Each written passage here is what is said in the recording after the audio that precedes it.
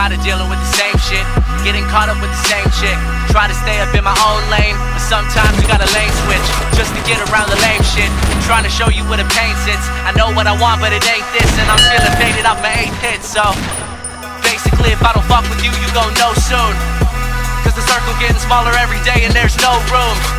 And my life seems to be going by so damn fast that I wanna tell you my whole story, but I don't think I could cram that in.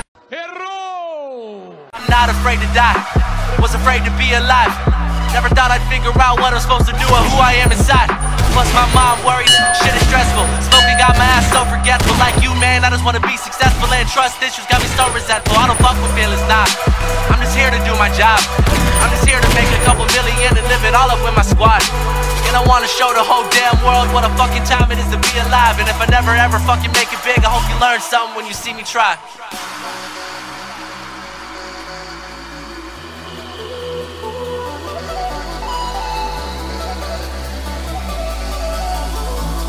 Yeah. She say she's so in love, I think she off the pill. Had like 20 too many, tonight we had like no chill. I'm so fucked up, I know. You told me plenty times, girl, it's like 4:25. Please don't fuck up my vibe, no.